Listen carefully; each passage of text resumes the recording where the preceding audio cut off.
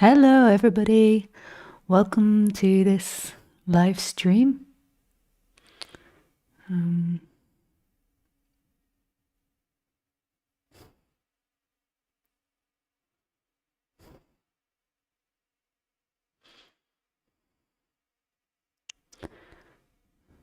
Today's talk is called, let me just have a look. The final attachment is life, to die before you die. Okay. My computer sounds like it is taking off. I don't know if you can all hear it.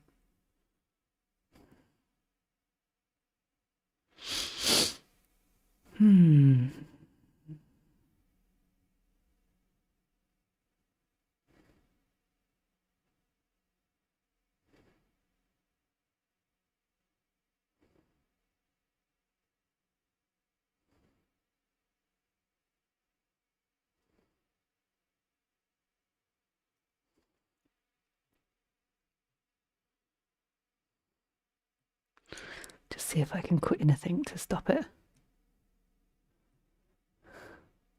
going mad.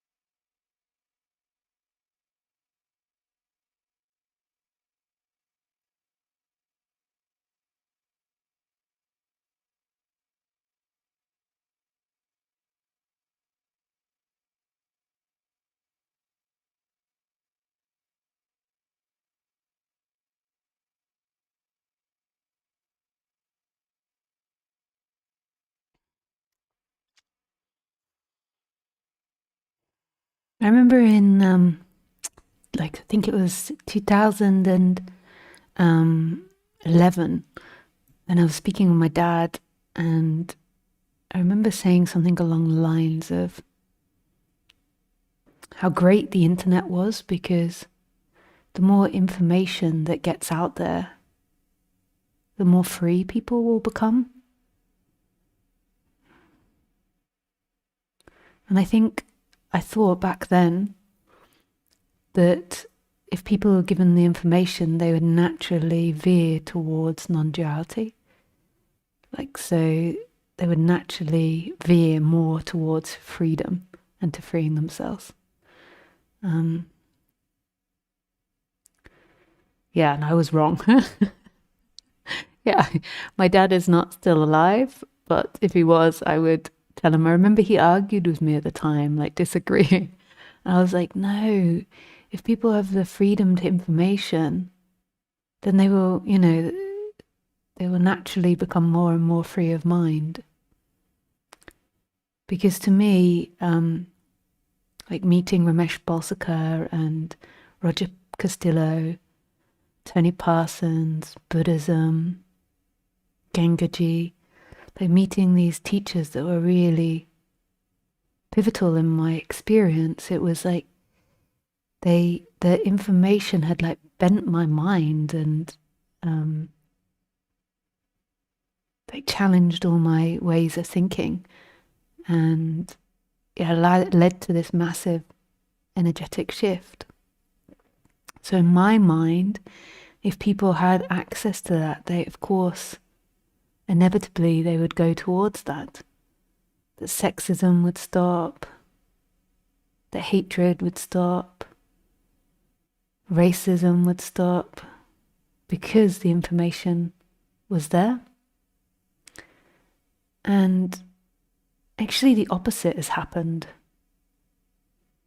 The more information people are getting, the more crazy they're going.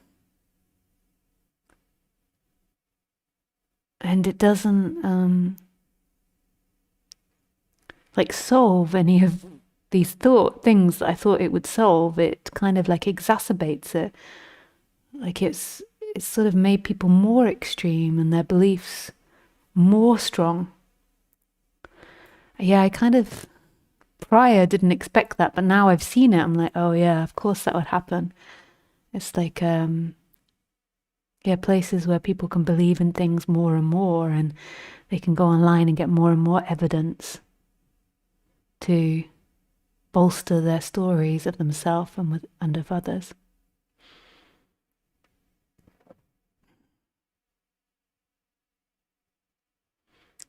And I really get that. And what's that got to do with non-duality? Well, it does kind of fit with non-duality, because prior to this shift, even though there'd been many big shifts, this final big shift, I still kind of thought that in some way this was about the mind and about me. If it's about the mind, then it's my mind, my thoughts, and it's about me. So, there was always a belief that there was some form of getting it, and some form of understanding. This information of non-duality had liberated and freed me so much and radically changed my life. I mean, it saved my life. I came, when I sort of left home, I was in a very difficult predicament. We'd had immense trauma in my family, and if I hadn't been able to get access to healing and then non-duality, things would have become very difficult for me. And so there was such a strong belief that I would get something. Even if I denied that, it was there. And then when the shift happened, it was so unintellectual, and it kind of had the effect of making listening to comment to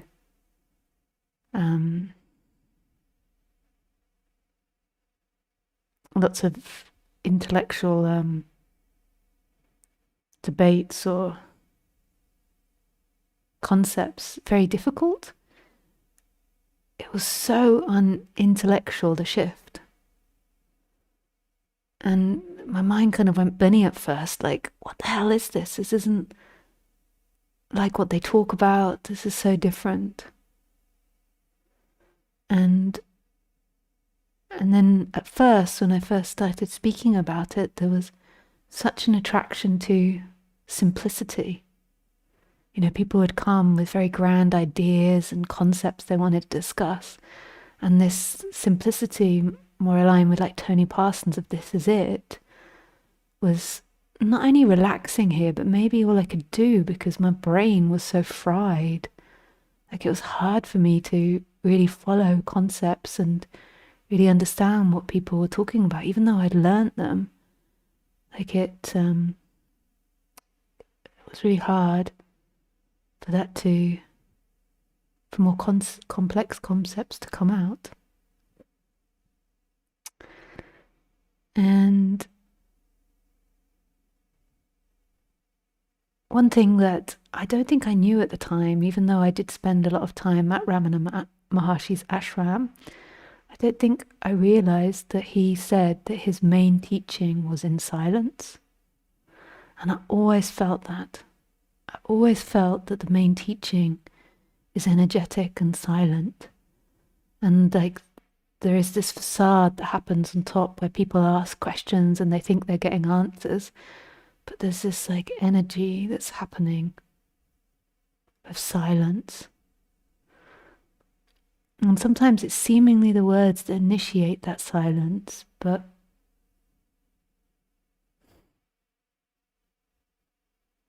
yeah.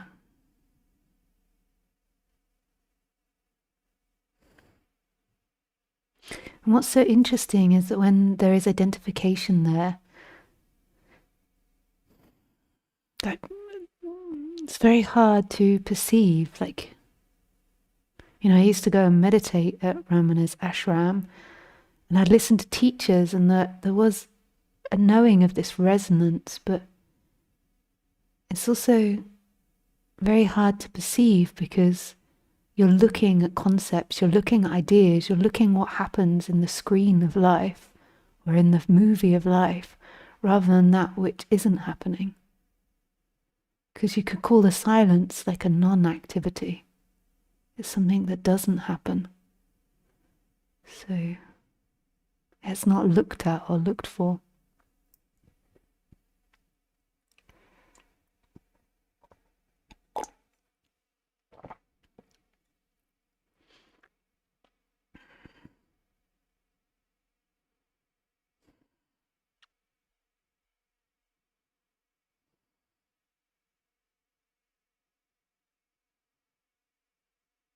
And it's so interesting walking through life with this silence, because most other humans, they're trying to get you out of this silence. I know that sounds weird, but they want you to resonate with them. Like, so when interaction happens, they want you to resonate on their energy level. So it's like, if you go into contact with somebody that's feeling a lot of insecurity, they want reassurance. And even in psychology, that would be seen as a healthy thing to do and a compassionate thing to do, is to give the other reassurance. But it's kind of, not all the time, but a lot of the time, it's not in line with silence. even that act which seems compassionate, that somebody is deeply insecure, and that you reassure them to bring them out of insecurity. But this silence is radical.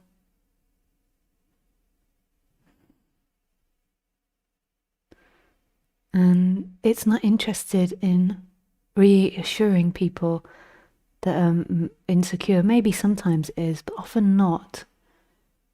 Often not, because that's more asking you to become someone to reassure them, rather than remaining in and as silence. So for example, say if somebody comes and sees Ramana Maharshi and they get a moment alone with him and they feel really insecure, so they overtalk, they ask him personal questions, they try to engage him in a conversation to get reassurance, to calm down. But if you imagine like Ramana Maharshi, just for example, like he's miserably totally not interested in that. Like he's not interested in talking about his personal life and the walk around the mountain and what he had for breakfast. Like he's interested in just like basking deeply in silence. And then this person is sort of like trying to get Ramana to do that to make themselves feel better. And on the human level, that feels like a really normal action. But from silence perspective, it's like you're asking Ramana Maharshi to become something for you. And it's just not a truth.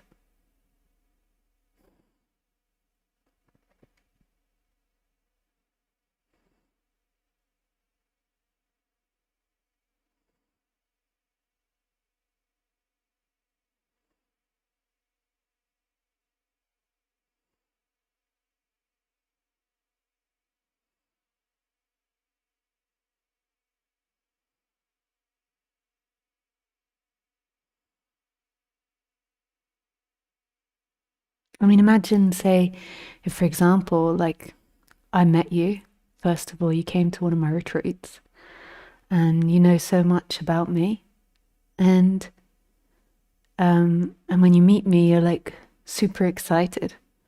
And so you know, maybe you want to give me a hug. And then there's like maybe lots of things that you want to tell me about yourself because like, that seems really important and relevant. And I have to follow the silence, right? That's what everybody has to do, is follow the silence. And the silence says to remain in silence. So imagine if you're like so super excited and then you're telling like, I've just come here and I came on the airplane and I can't wait for this retreat. And then my response is, I would prefer to remain in silence. Like maybe you're sitting there and you're like, yeah, that wouldn't bother me, you know. I think it would bother a lot of people. And then I can imagine them going into stories of like, she's spiritually bypassing, she can't be human, she's just like basking in silence because she's disembodied and Ramana Maharshi was disembodied. Like I hear this so much. And I really don't think that Ramana Maharshi was disassociated or not embodied. I think that he was so beyond.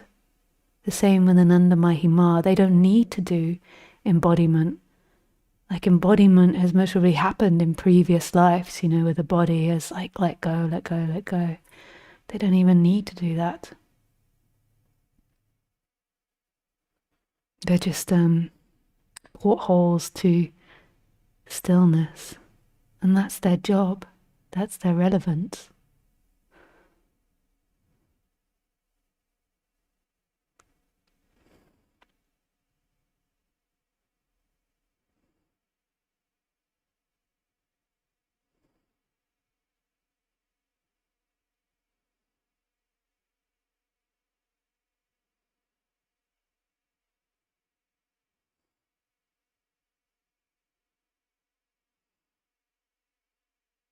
I know with Ananda Mahima, when you hear stories about her, she would be basking in silence, so she didn't speak for 3 years. And the stories about how like people would come to her and like start screaming at her, how rude are you not to speak to me? Who do you think you are? You think you're superior? You have no manners. You know, you're only a woman. You don't have a right not to speak to me if I speak to you.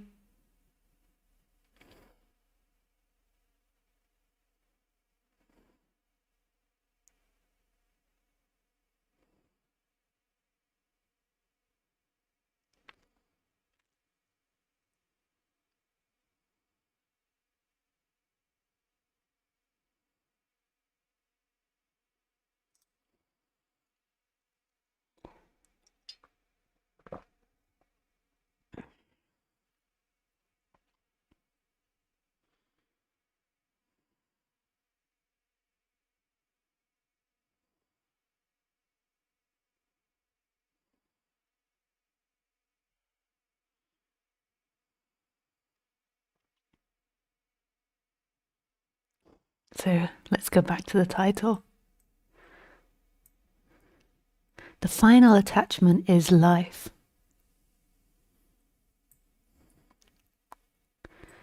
So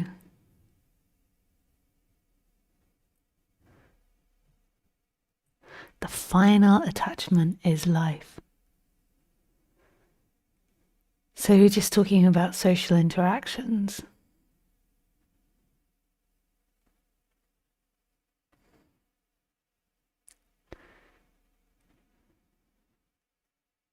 Just imagine for a moment if you had no attachment left to this life.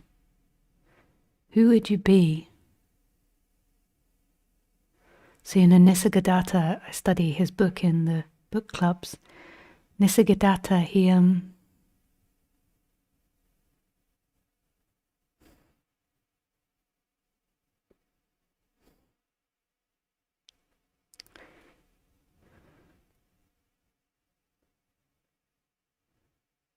often says I am that, I am double dead. I am I don't know why he says double dead actually, I've forgotten the reason, but he often says I am dead, I'm not alive. And, can you imagine energetically what happens if you've got no attachment left to this body? No attachment left to living life. And the way that happens, the way that you have no attachment, is not through wanting or longing to have no attachment. The way you have no attachment is by no longer having any desires left for the world. So desires for you. So what I call seeking. There's no longer desires left for the world. And that includes being alive tomorrow. Like what happens if there's nobody or nothing left here?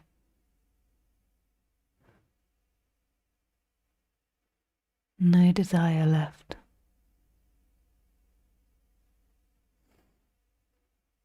For this world.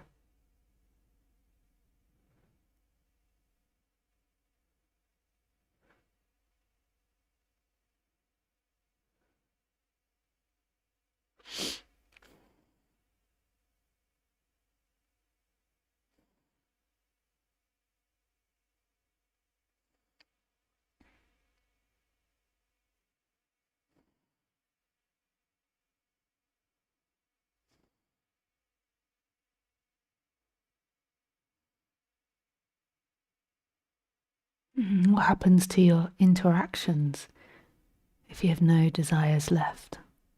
I would suggest what happens is that you become authentically yourself. Authentically yourself.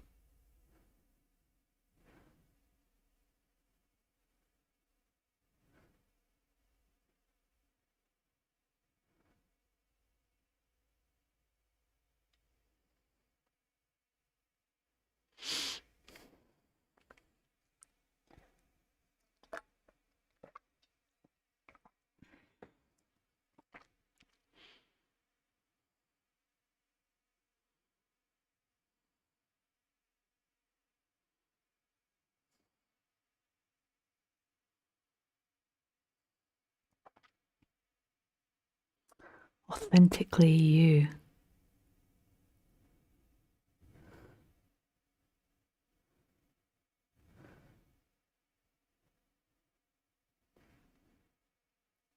Because when you're trying to be something else than yourself, it's something in time.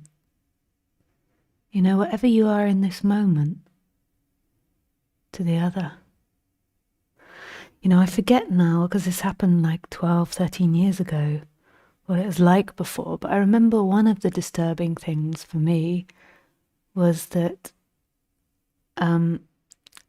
before I always felt like I had to be a consistent person.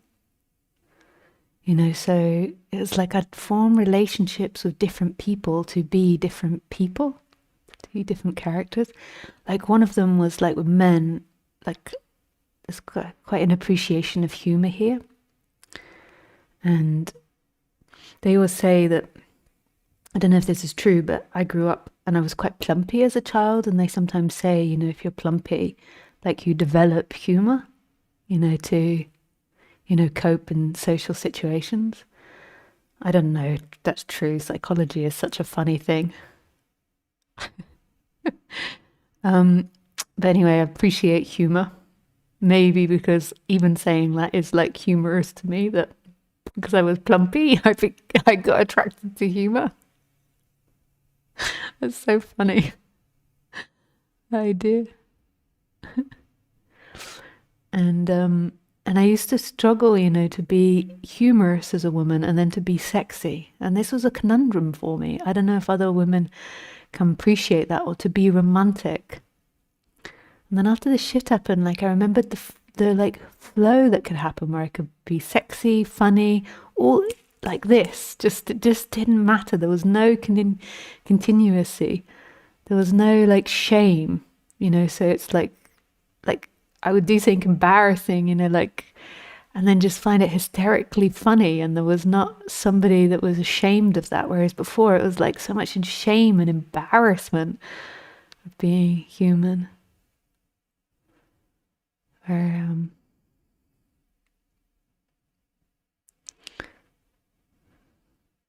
yeah.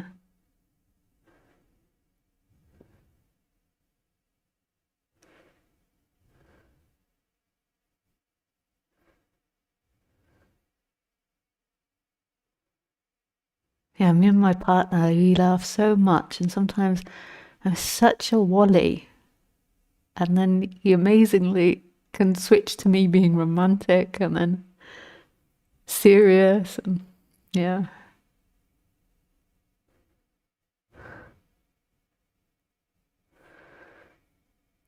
So,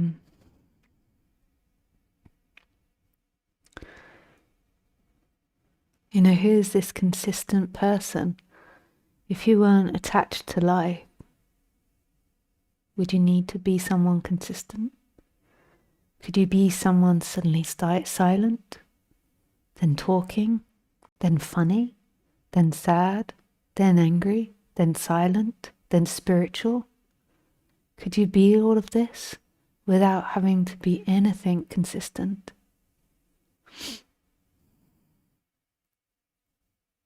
For other people.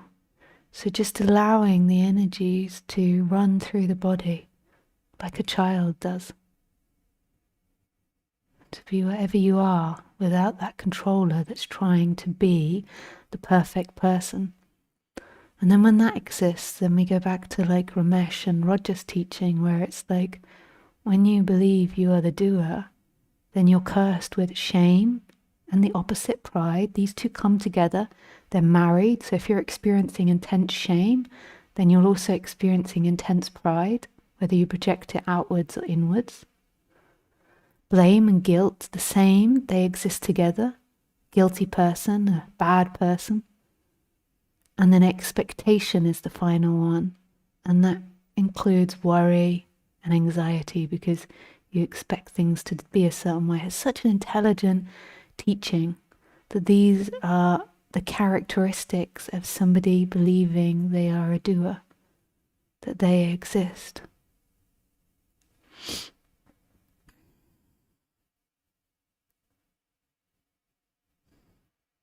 I do experience these emotions.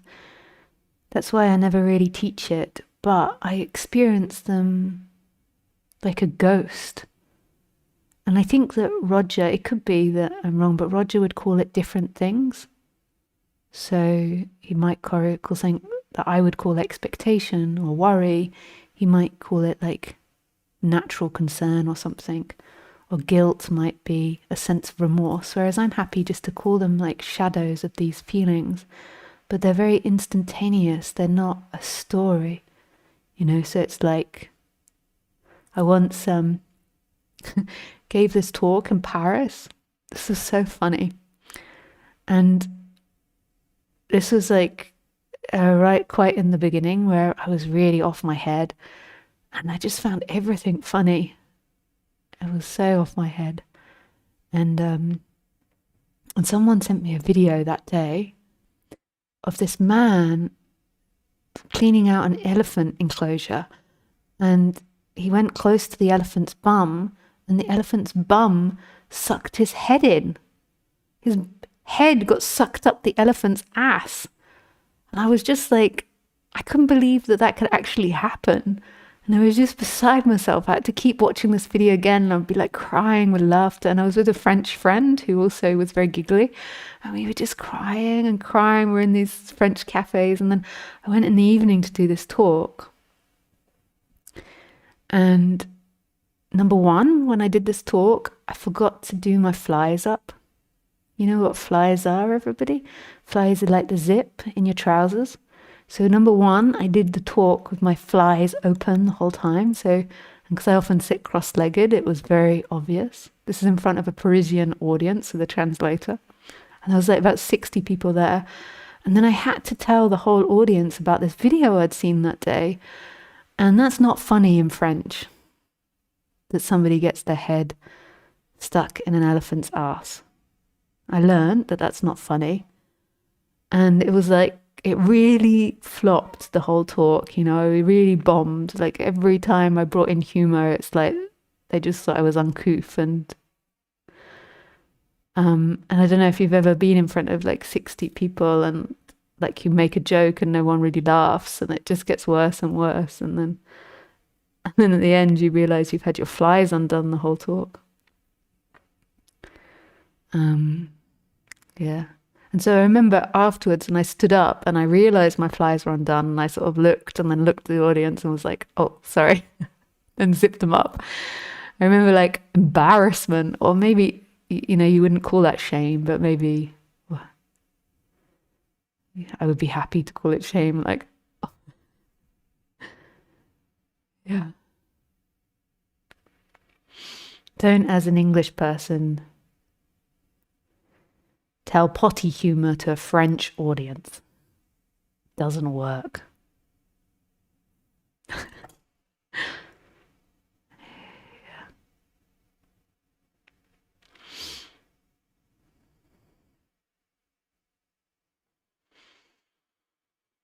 So I've talked a lot about the story and the flow. So let's just have a few minutes of going back to more radical non-duality.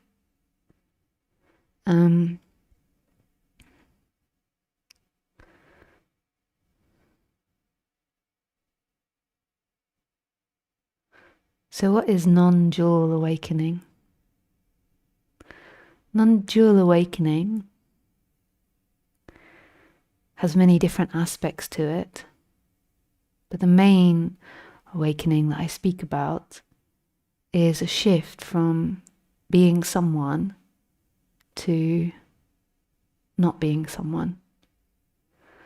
So these body-mind mechanisms have characteristics, and when there's identification happening with those characteristics, seeking appears, and seeking is desire. And this creates in the human world a personality. And we look at each other like these personalities. Whereas prior to the identification with the seeking, there was still a consciousness. There was still an alive presence. So prior to that identification with the personality and with the seeking, there was an alive presence. And this alive presence is always here.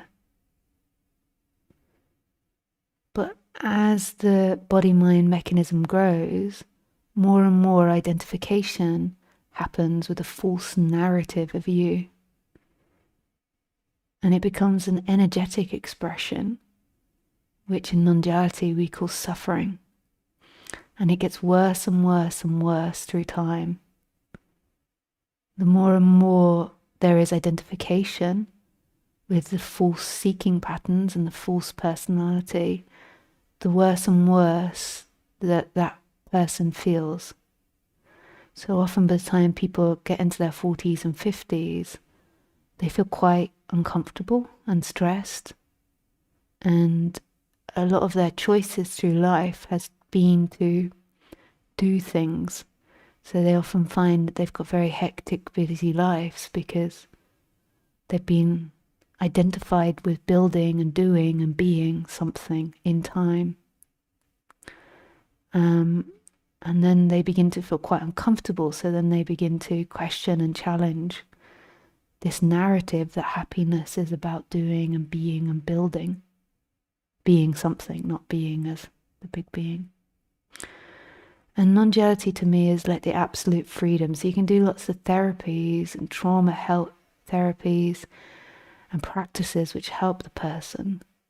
But the absolute freedom is the challenging of the original identification that you are a story in time, and that you are a body-mind mechanism. This isn't true. And this isn't what you are. You are this alive, radical presence.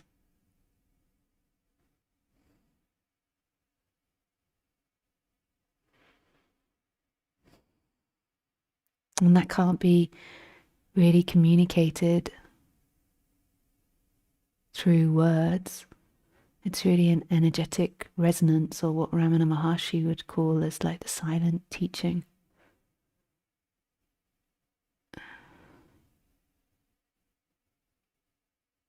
Yeah.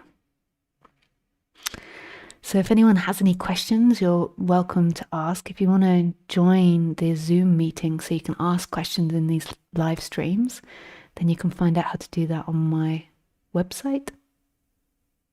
Yeah, and if you are in the Zoom now, you can raise your hand.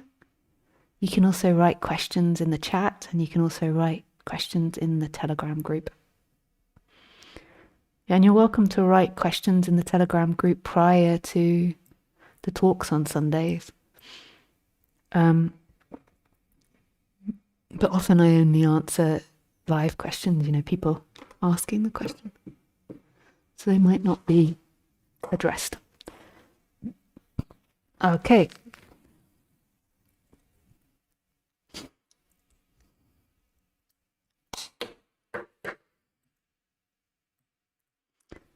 So we have some questions in Zoom.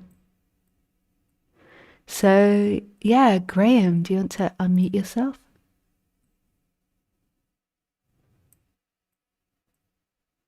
Hi. Hey, Graham. Oh my God, I just got really nervous just putting my hand up. I'm Yeah. sure you hear that a lot, but yeah. Yeah. Yeah, you're Oh, welcome to take your time, to like settle. You don't have to start speaking straight away or asking questions straight away.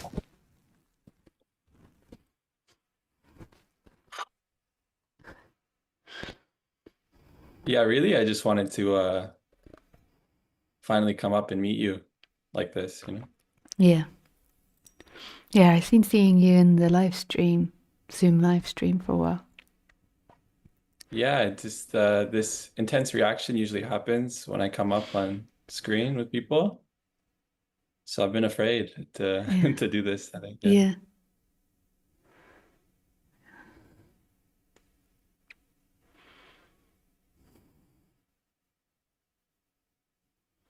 There's really nothing we ever have to be. So you don't have to be anything for me. and I don't have to be anything for you. So meeting is quite simple in that way, that we don't have to be anything.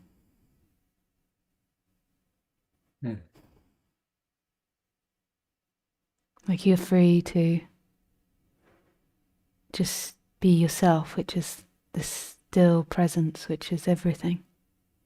You don't have to be a character in any way. And then if a character comes up, then that's what comes up, but it's not a prerequisite.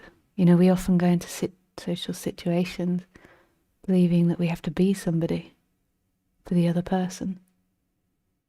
That's so stressful, because who would you be?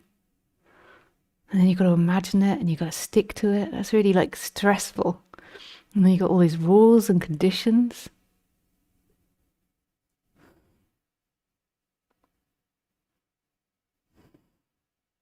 Totally.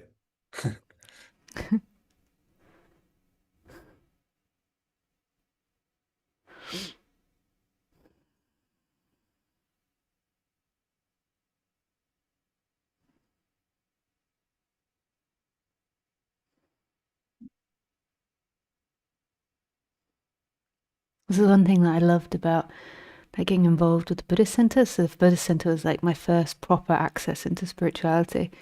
Is that most retreats are in silence, or you'd have maybe a couple of hours on the retreat where you'd speak or something.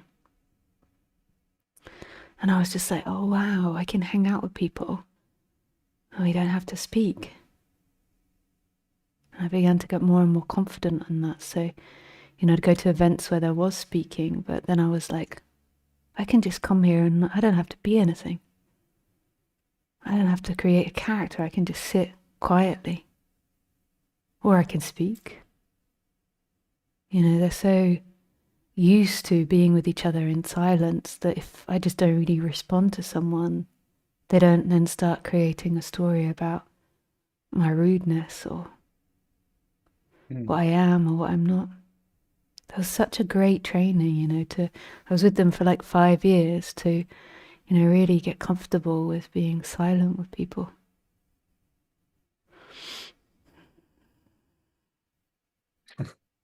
Yeah, I feel like I need more of that actually. Just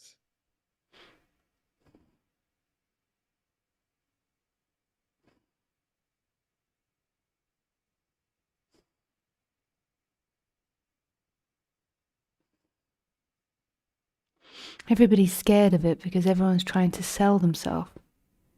They're trying to use conversation to sell something to the other person. It's not a conscious thing, but sell being a nice person, sell being spiritual, sell being better than you, sell being good at music or whatever it is, sell something. And then they've got to try and sell it without looking like they're selling it. So, it's like yeah, exactly. And then the more I talk, the more it generates like self-reflection on what I've said. mm, And it just triggers even more insecurity and everything. mm.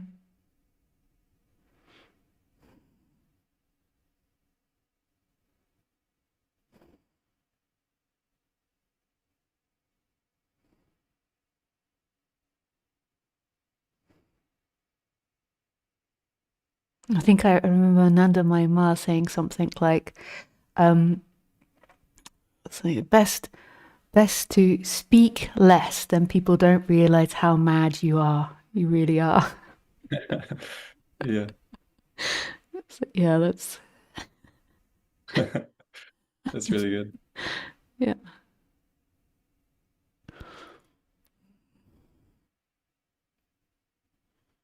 Hmm.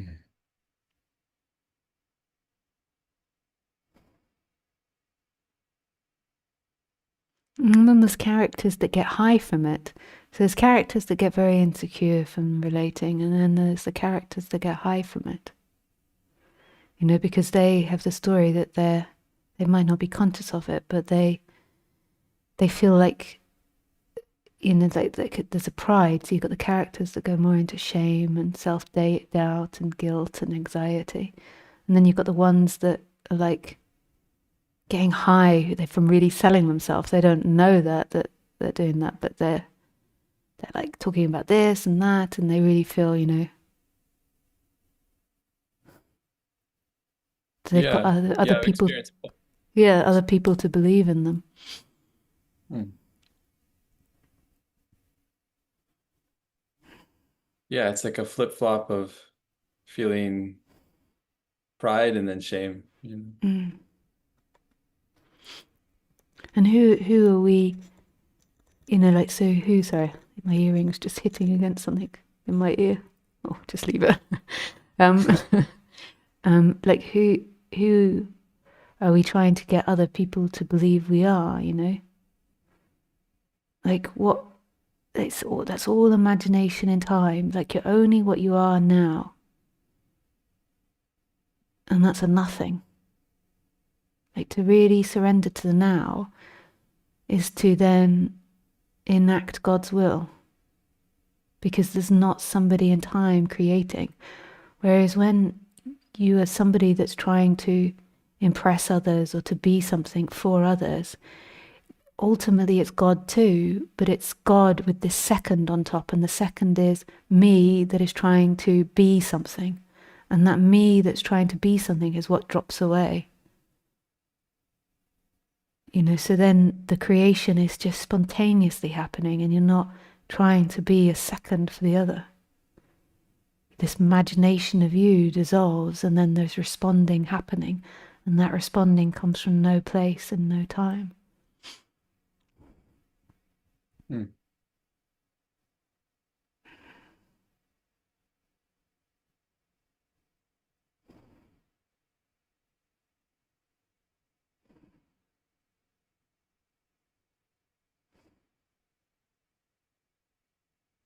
And then right now, if there's real presence, if there's not imagining, whose eyes are looking at whose? So right now all you see are these eyes. So that is what you are. You're not those eyes. You see these lips, this skin. So when there's real presence, there isn't a distinguishing between you and other. There isn't someone here or someone there that's looking at someone here. Like who's looking? It's all imagining. The imagining, it makes it feel like somebody is looking from a position at something else. When that dissolves, the looking is the objects. The consciousness is the objects. There isn't separation.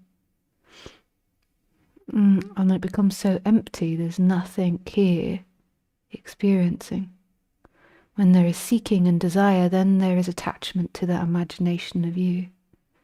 To be something in time. Who would you be in time? And so now, because of the internet, and you've listened to me many times, you may be sitting there and feel, I don't know, I'm just projecting. Like, I don't know if that's true, or maybe other people feel like I know what she's talking about because you've heard it many times. And that's on the intellectual level. Because the reason that you know that is because you can see those thoughts appearing. So if you can see those thoughts appearing, then they're happening in time and space. To know what I'm talking about would just be love. Love. So these words would appearing, and it's like not my words that are speaking to you. It would be the words from self. It would just be love of self.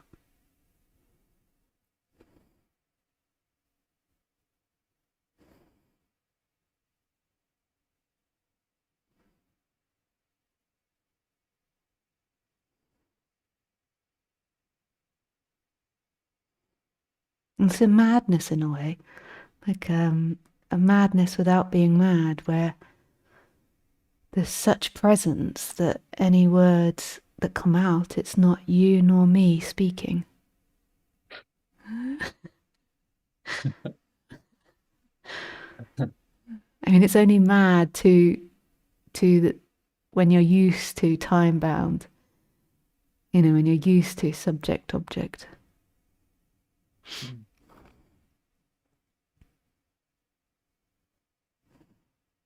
Oh man.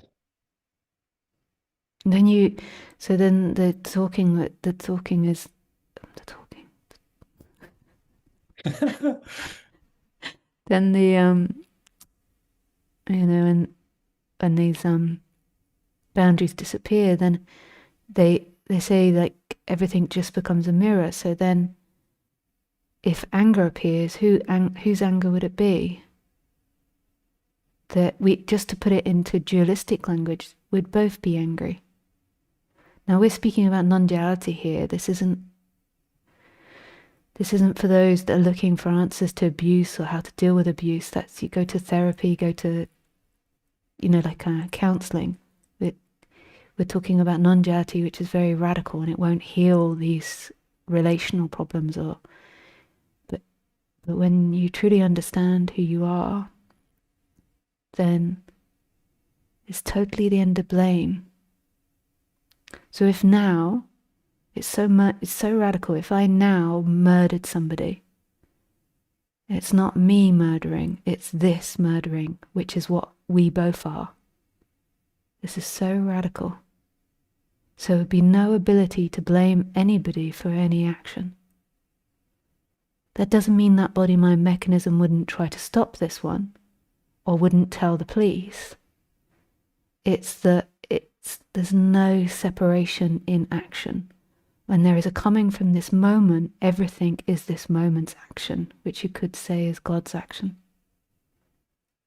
Everything. Mm. Yeah, I can feel like I think a flavor of that. Yeah, Like it's just this, and yeah, um, you're not really a separate person. yeah. Yeah. The only thing that brings you back is the desire to be somebody. And that is the desire to life, because life only exists in life and death. So it's only the desire to be someone that brings back that story. That's the ultimate desire.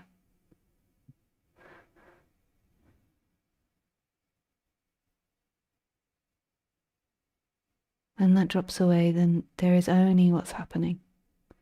And it's free and it's radical. Total loss of control. But yet, not loss of control as in like some sort of alienation, because everything is yourself.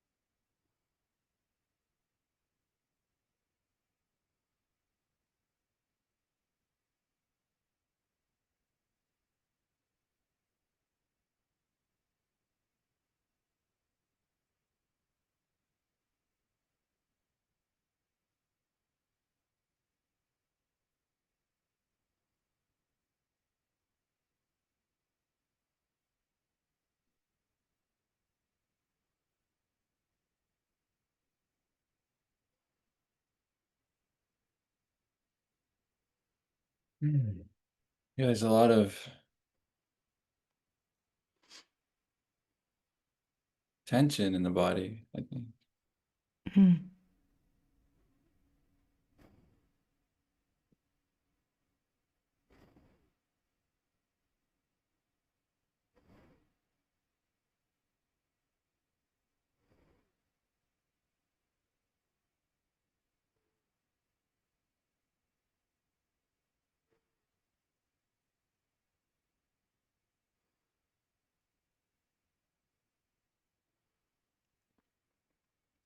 And that tension most probably is seeking.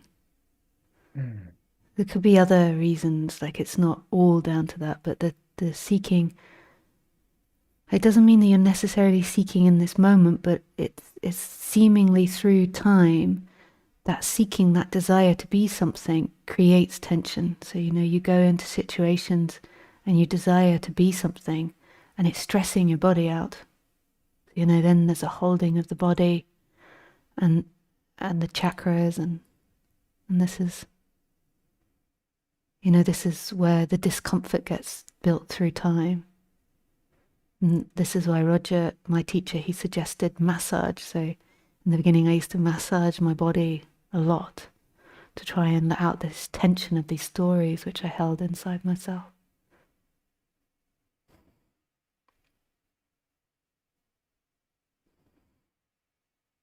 Yeah, I mean, even now, I think there's desire for something to happen. Mm. Like, I don't know, just some point from which I can't come back or something. Yeah, Just like an explosion or something. yeah, yeah. And I mean that is it. So that recognition, that is it. That is what the mind is often doing. Often looking how to be something. Mm. And so what your mind wants to be is maybe enlightened or free. So then you're waiting for something. Whereas what's being suggested here is total collapsing out of any imagining of self.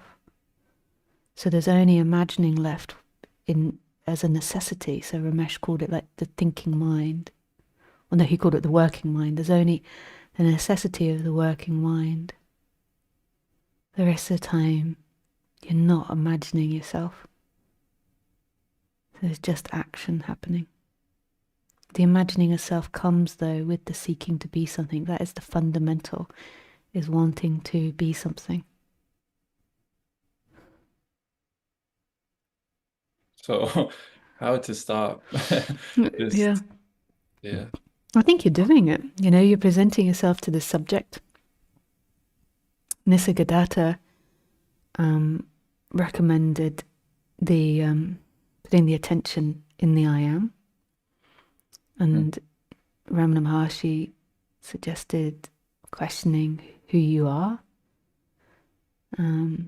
So there's these different practices you can do, but always doing them knowing that the one that does them is being watched by something which does not move.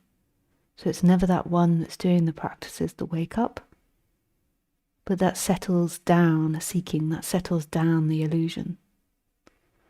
So, and you can do other things like Roger recommended to me to massage my body and to do body work to kind of let out tension in the body. Mantra singing is another thing that's very popular in India. Breath work.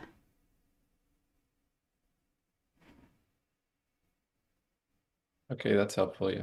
Mm. I, yeah, I've tried the IM and sometimes had beautiful, like I didn't do it for long, but sometimes had beautiful experiences. And then other times it's like a lot of more seeking. I'm like trying really hard. Yeah. Yeah. I recommend with the if you're going to do the I am practice, it's like when there is lots of seeking there, veer more towards doing body work or emotional work, and when there's less, then do more the I am, because otherwise it can become like a battle, like you're battling yourself. But notice in all of it, there's something that watches that. So anything that appears is being watched by something.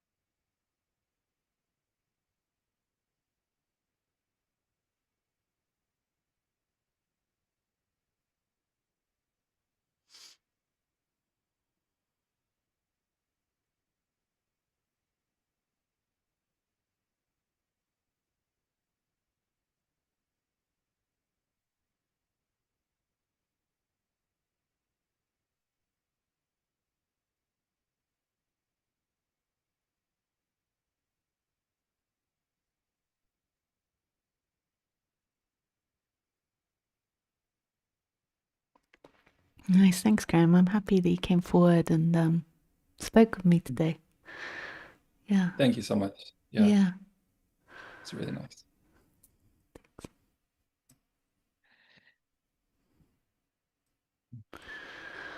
Okay, I have to visit the toilet before I carry on. Or powder my nose, which.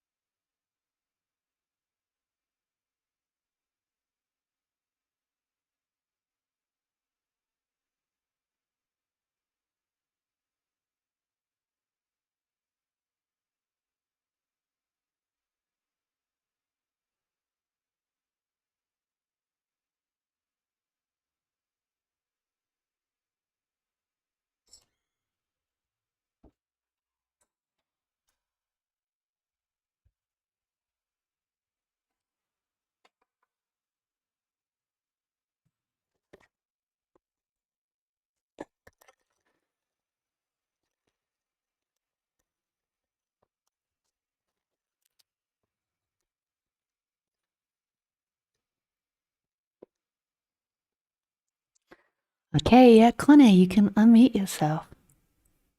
I forgot to check that my audio was all working. Hey, Connor. Hi, Lisa. Hey.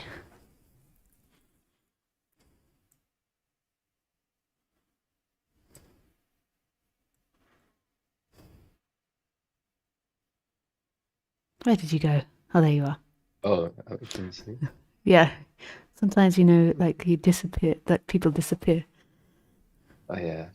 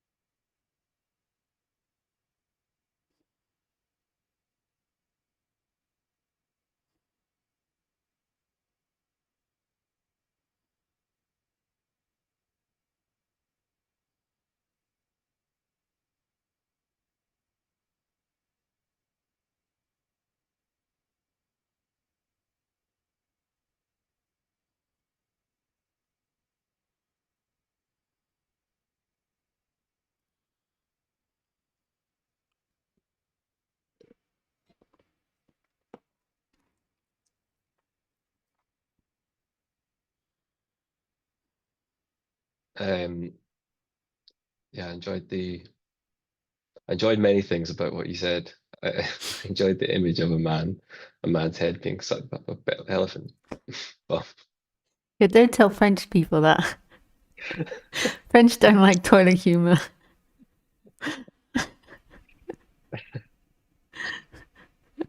I know that. I didn't know that that could happen. And people have died. Like he got popped out again. Like said, but people have died from this apparently. oh my Like it's a God. thing getting sucked up an elephant's ass, because I suppose we're like the right height for it, and they've got a It's like suction going on there. it's like the perfect match.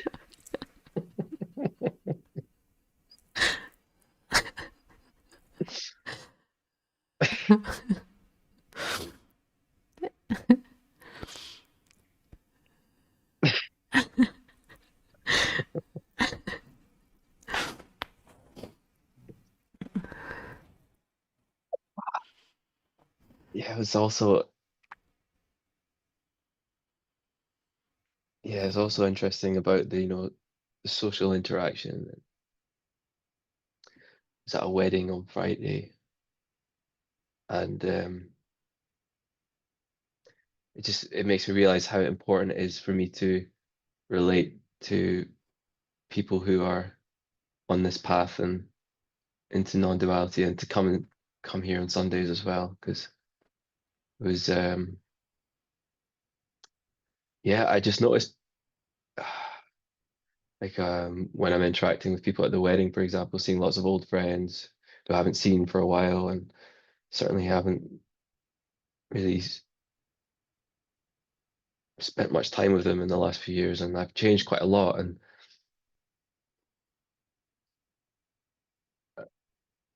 And then it's like when I speak to people,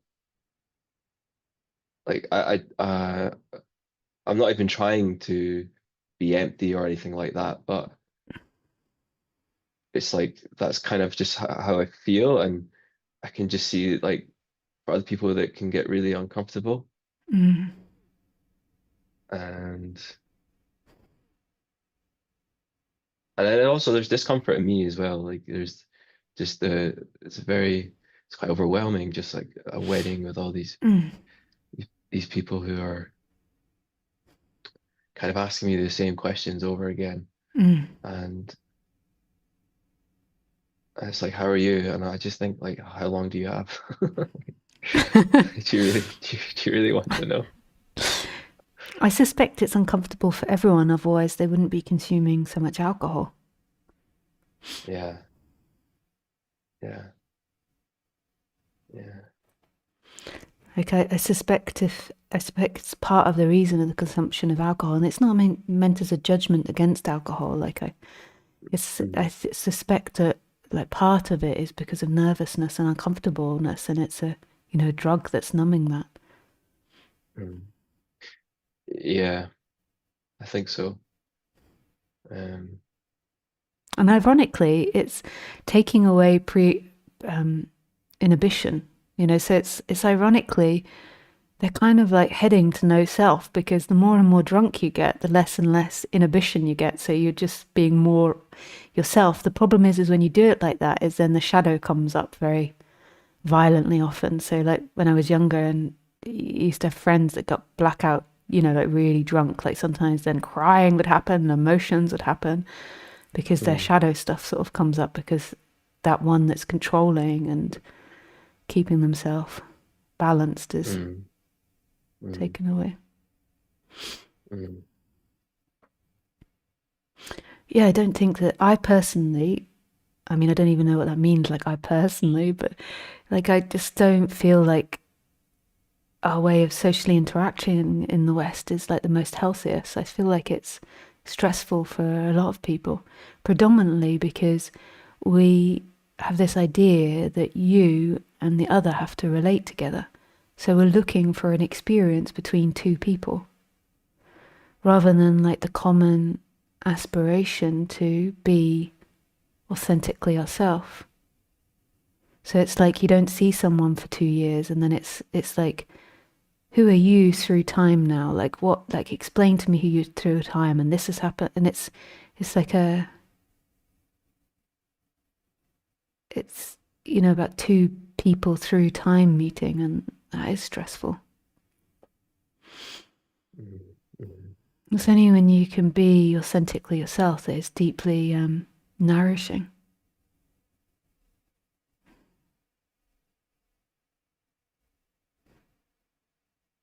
Yeah. And it's just like, just to take sort of like self blame out of it. Like, imagine Ramana Maharshi in that environment. I don't know if you know much about Ramana Maharshi. Like, he just wouldn't do it because it would require, like a personality. Yeah. Like, if he sat there silently, like he wouldn't like the energy field firstly, but like if he sat there silently, with people that he went to school with, and they're all trying to, oh, you're in a guru now, tell me what it's like to be a guru, he just wouldn't engage. He just wouldn't be able to relate to that anymore.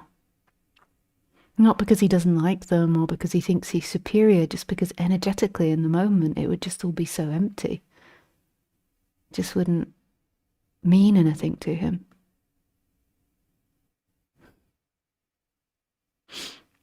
Yeah. yeah, I did spend a lot of the time just sitting there, like kind of just being, you know.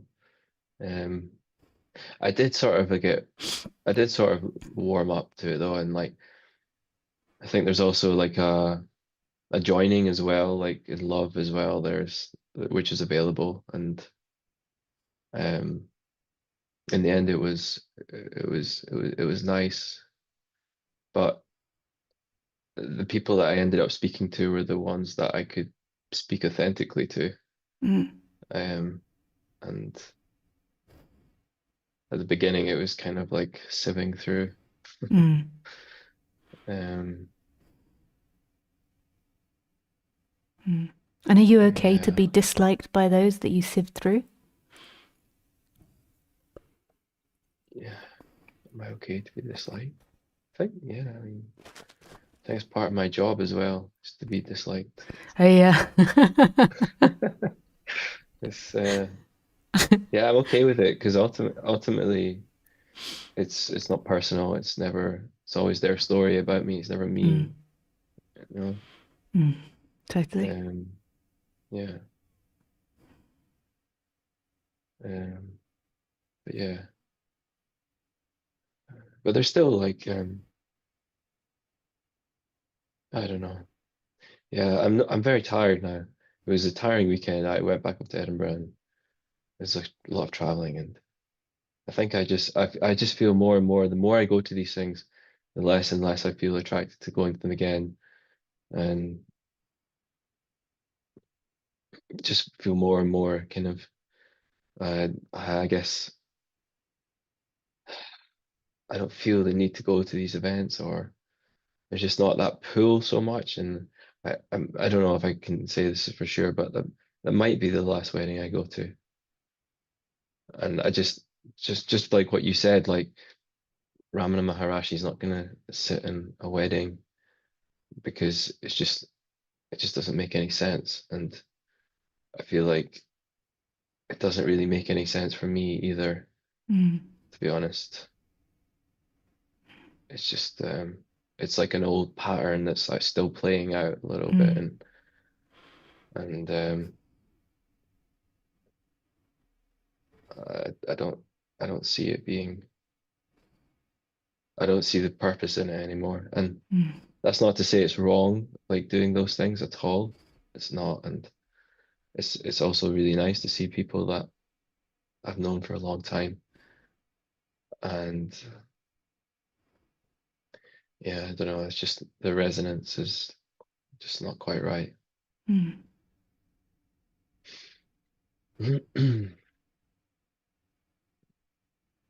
And it's like I love meeting people, but I want to meet people in different contexts, you know. So I prefer to meet people where people can just be who they are. Mm.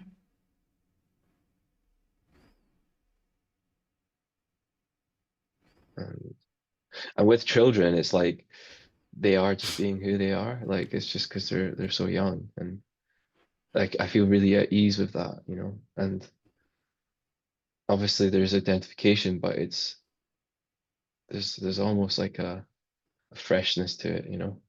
It's very thin Where identification with young children. It's, yeah, and with adults, it feels like oh, are we still going around these old these old patterns, these old cycles? Like, are we still pretending?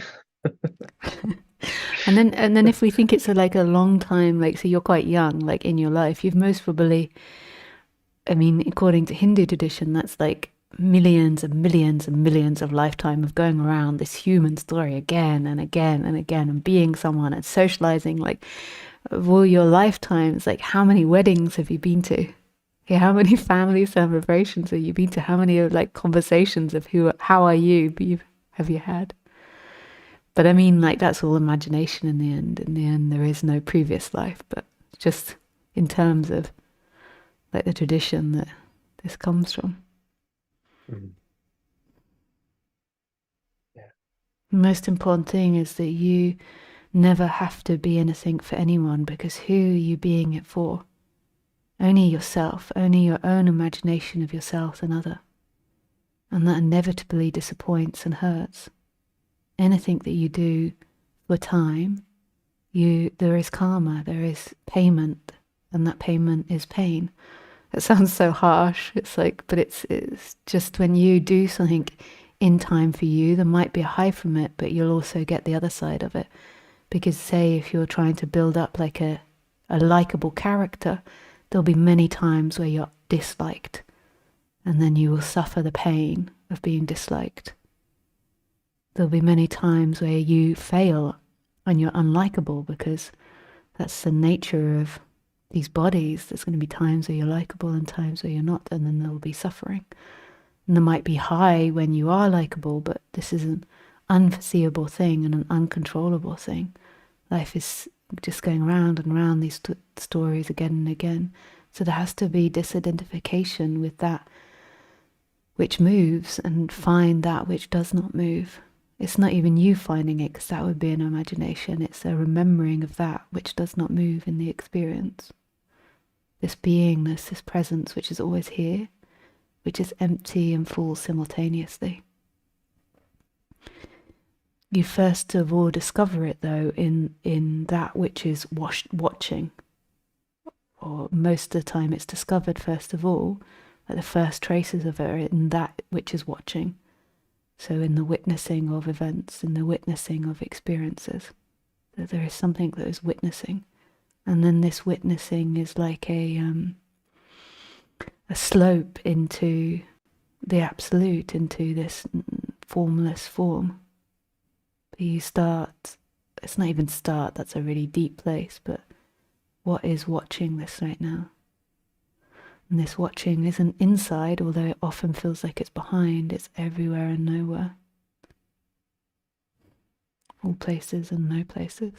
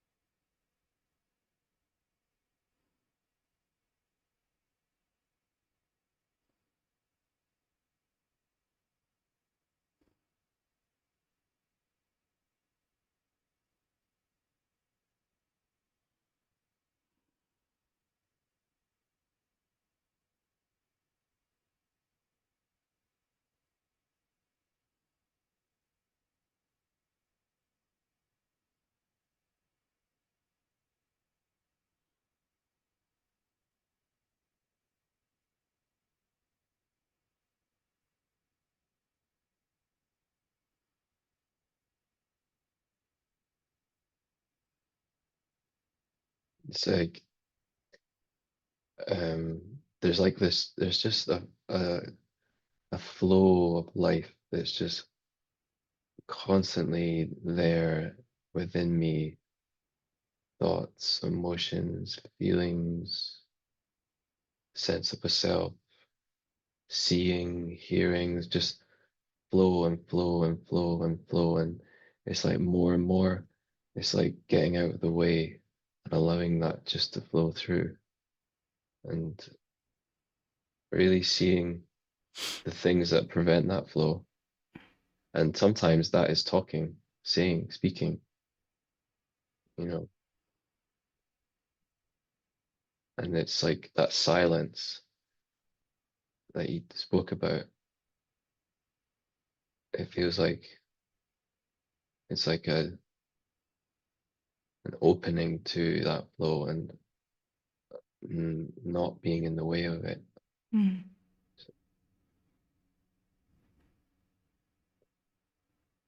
And you can, and it feels like when there's speaking from this,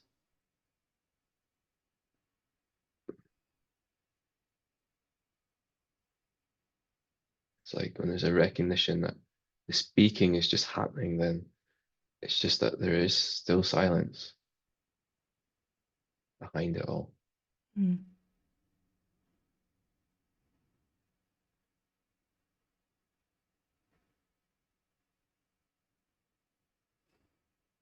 and that these seeking patterns, they still come up, and then they kind of interrupt. Mm. And no judgment on the seeking patterns, but if that comes up, then that too is seen. And that stillness in which it's all appearing and is the emptiness. So that's like the more and more there's movement back to that emptiness, the more that life is just allowed to flow. And the colours of Connor are just allowed to flow, and all those seeking patterns dissolve more and more and more. Yeah. Yeah. Oh, wow. Just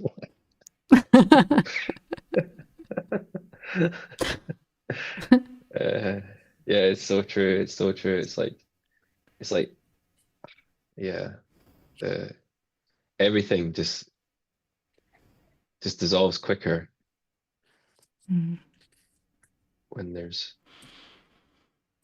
yeah. Sorry, could you say that point again? Oh, I don't know. Oh God, I think you said, yeah, I don't know. You have to go back and listen afterwards. Yeah, I'll go back. Okay. Yeah, thanks, Connor. Thank you, Lisa. Okay, Darshan.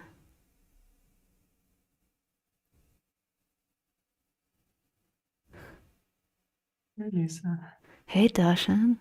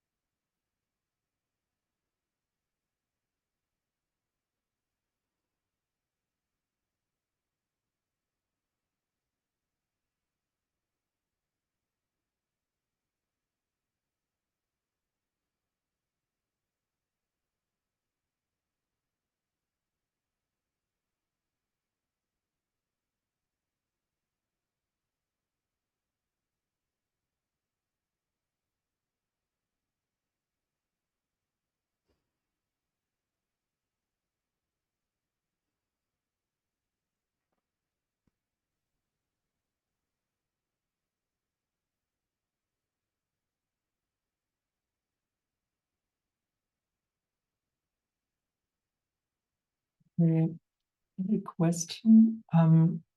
When I notice that there's a part inside of myself that still wants to be liked by other people, and I kind of can sense it when I'm with other people, how it gets activated.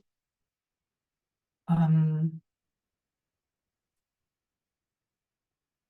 you have any recommendations of how to deal with it, or what you have been doing in the past?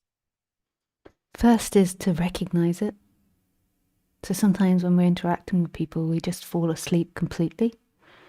You know, we just get activated into seeking patterns, and then there is sleeping and dreaming. So first is to recognize this happening, to watch it, you know, to witness it happening. So to witness Darshan's body moving and being pleasing or not pleasing. And then the next is to align with what it is that you truly want.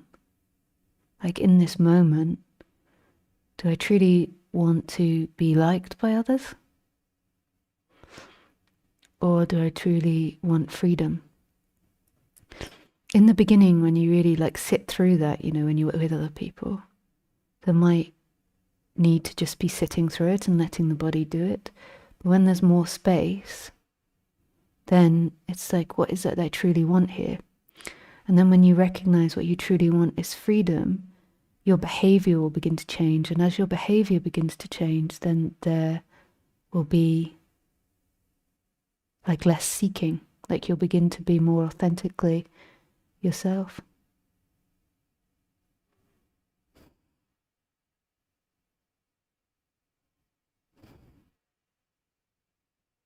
Also, when you ask yourself that question, you know, what is it I truly want? Before you truly get to what I want is freedom, there might be other more superficial wants. And it just gives more like a deeper watching of the deeper motives of the unconscious in the person. It brings to light, or it brings these patterns more into the light where they can dissolve.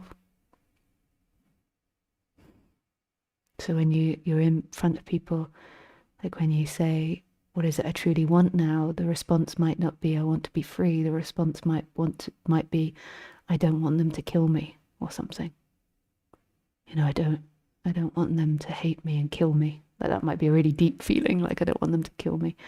But you might notice that come up, and then there can be just sitting through and watching that discomfort, watching the pull in the body to respond, to do something, to be something.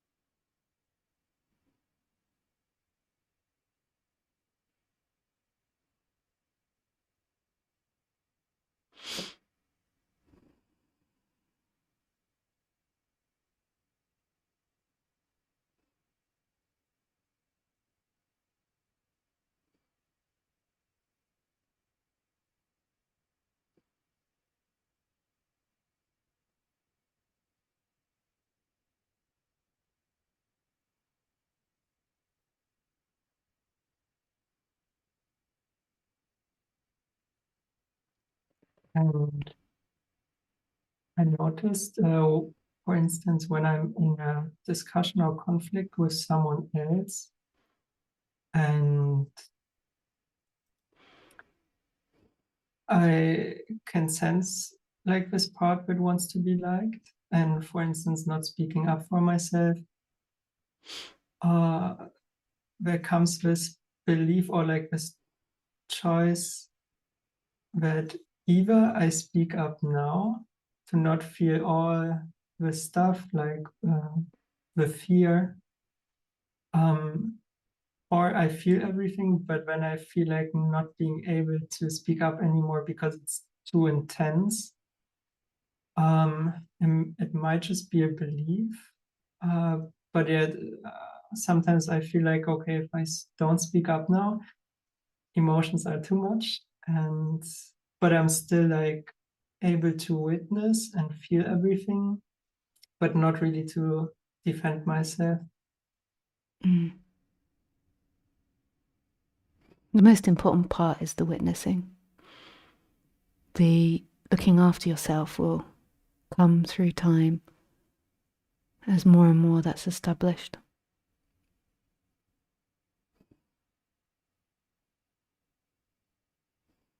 To not fall asleep while that's happening.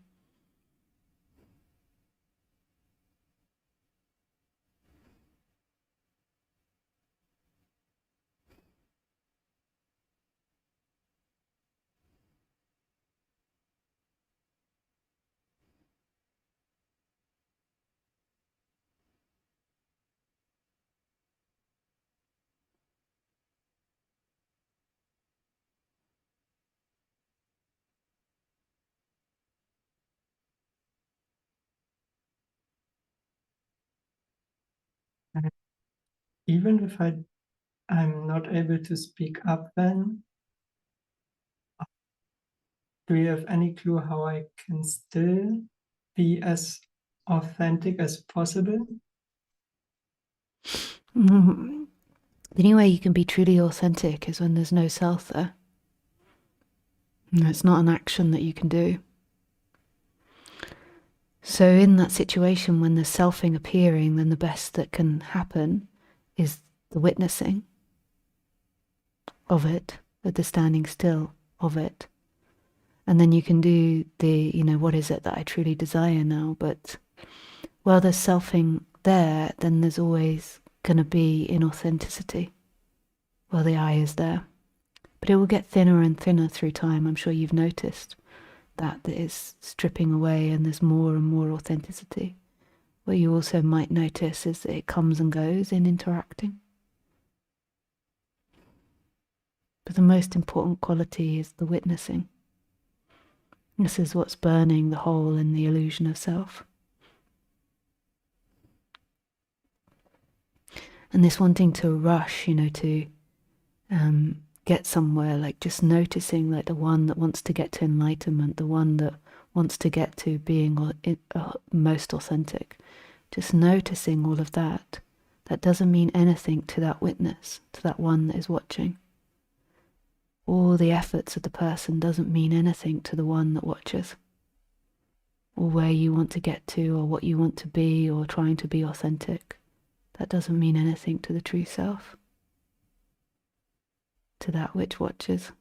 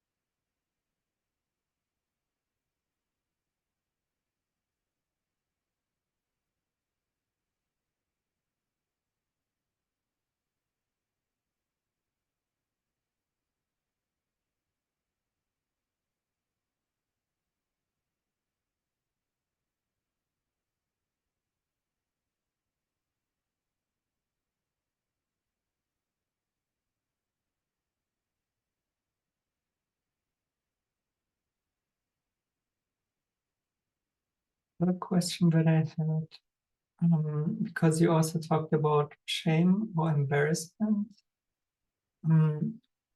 Could you say that with this sense or this feeling of shame or feeling not good enough is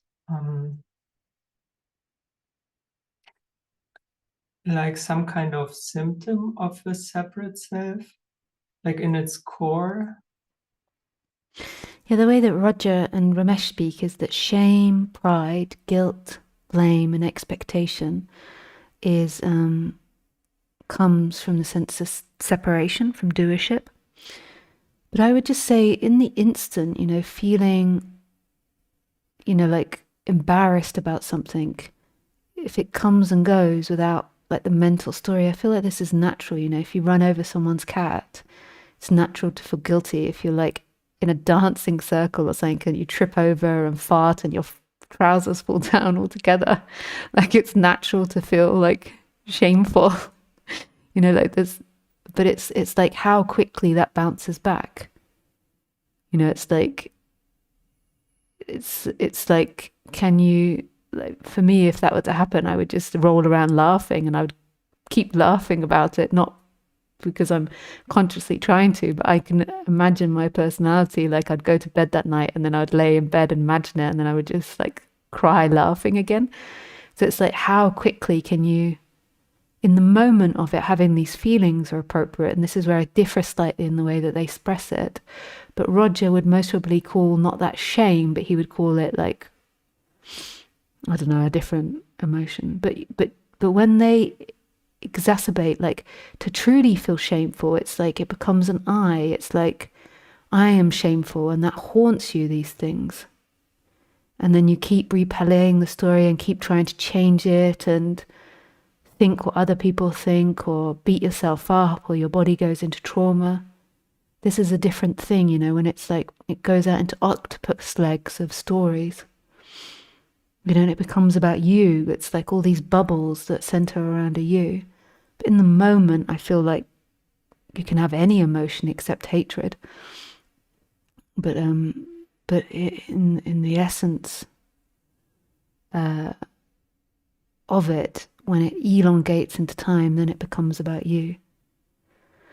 And many people suffer from this shame and pride thing. They're constantly positioning themselves against other people. And this is an elongated time thing. This isn't an instantaneous feeling of embarrassment. It's like I am better than you. Like, who is better? Like, if I were to like fall over and fart and my skirt to fall up and I haven't got my pants on or something, and all these embarrassing things to happen, like, I'm not worse than anyone in that situation. There is nobody that's better than me in that situation. That doesn't exist. That's all imagination. It's just like embarrassment. Like, it's just like a social boo-boo that you've done, but it's a nothing. But this other thing is like a deeply held thing of who you need to be and who you need the other to be, when it becomes shameful for you, and what you need to be to other people. So to me, if you like did all those things in front of me, I'd forget it the next moment. So if you like fell over and showed your ass to the whole retreat or something, I'd be laughing, but then I would forget it in the next moment. It wouldn't mean anything about you. It'd have been forms and colors. And then if you brought it up again, I would laugh or something. But then it's nothing about you and me. Like, who is this about? Like this shame, this idea of you, that you're shameful to someone, or that somebody is better than you, or somebody is worse than you, and that you're keeping tabs of what you are. Because shame is very close to pride. I am better, and then you get high of being better than other people. Who are you better than? Who are you beating? Who do you need to beat to be someone, to be important, to be seen, to be heard? That's all lies. To really be yourself is just to be expressing from this moment, and then you feel heard, you feel seen. Because you're just being yourself. You don't feel seen and heard because of a time-bound thing.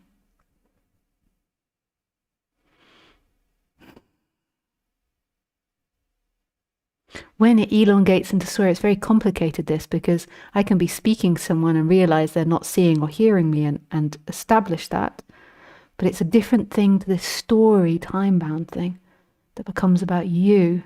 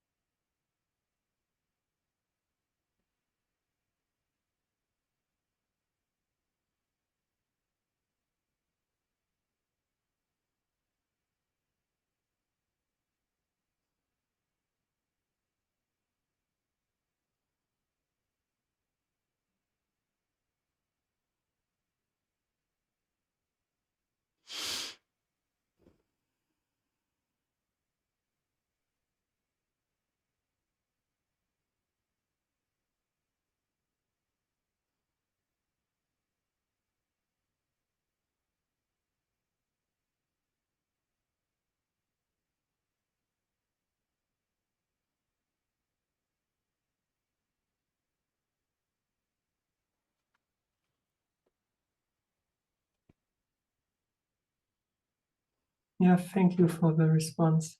Yeah. Like it helped. And then I just had like one last comment to what you said in the beginning.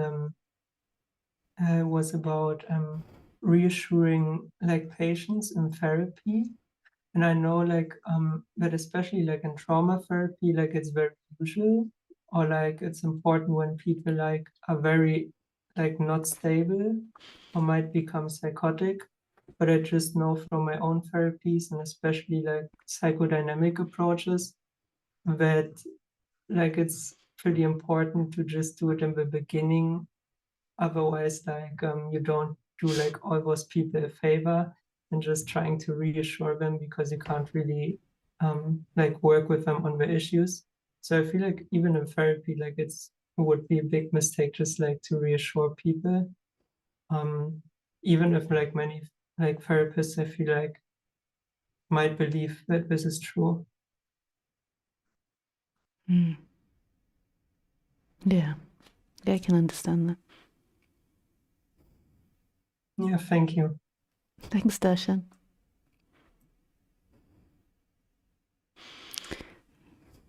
Okay, Bodhidharma, but I haven't got too long, so we just have a quick chat.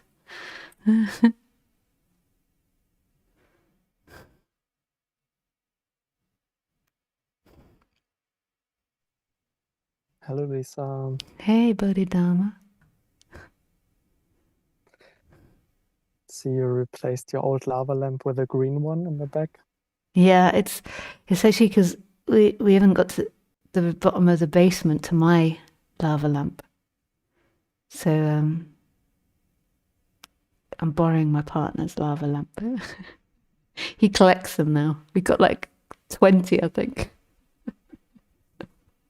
But yeah, I know mine are still all in storage. I got this really cool one, this blue one, but I just can't find it in the basement. Like we renovated. But this is a cool one too. Yeah, it's an alien-like one. Mm. The beginning, you've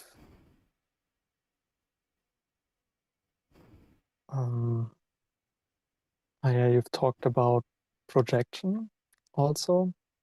I'm not sure which example you used, but you talked about that you can project inwards and also outwards. Mm.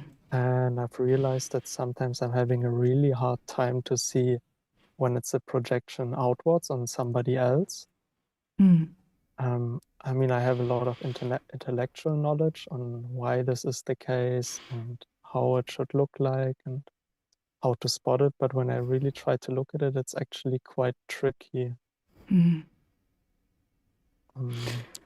A simplistic answer would be, because maybe we haven't got so much time to go into the depths of it today, but a simplistic answer would be that it's always inwards and outwards simultaneously. So if you feel guilt, you've automatically projected outwards, because there's automatically a someone which you're guilty to. If you feel blame, that's easy to see that you've already projected out. So you're always projecting it. I mean, it's the same thing. I don't know if it matters so much.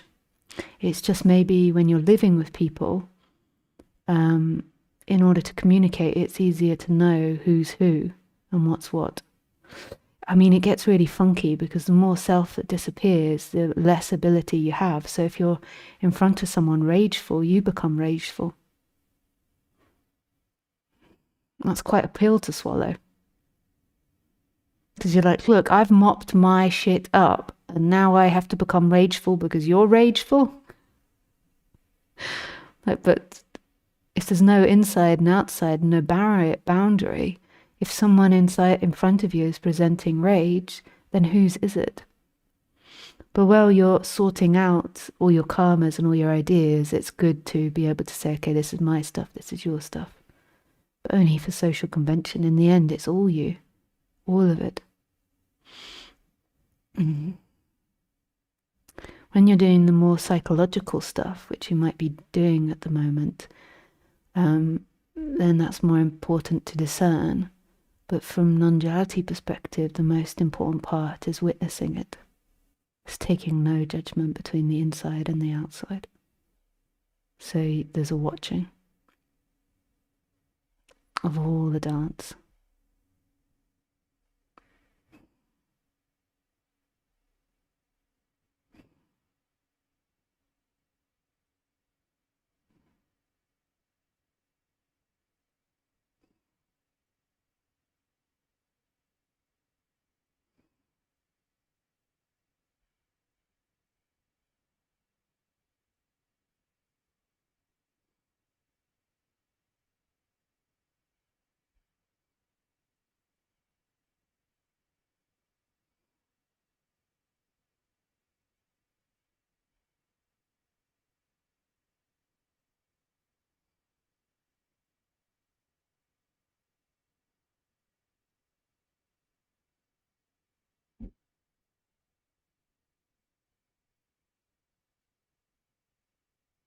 When there's seeking, it goes in time. So if in the moment there is anger towards someone, and then it dissipates when that someone isn't there, or when the situation's cleared, then it's most probably not identified. The same with the external. When it goes into time, it's most probably identified. You know, so if you're just like, ah, now, and then there's nobody claiming that, it's obvious, it's normally evident by in the next moment, can that be completely dropped?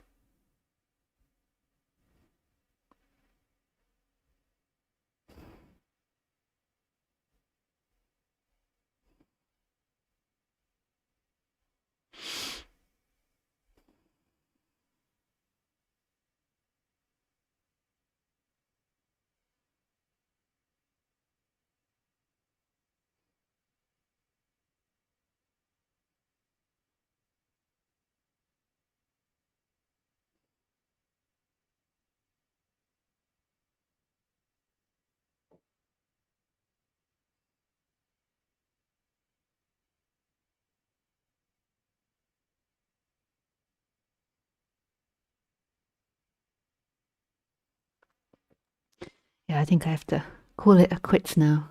Yeah, it's getting late. Yeah, I can thank you imagine for it's your answer, very Lisa. late for you as well.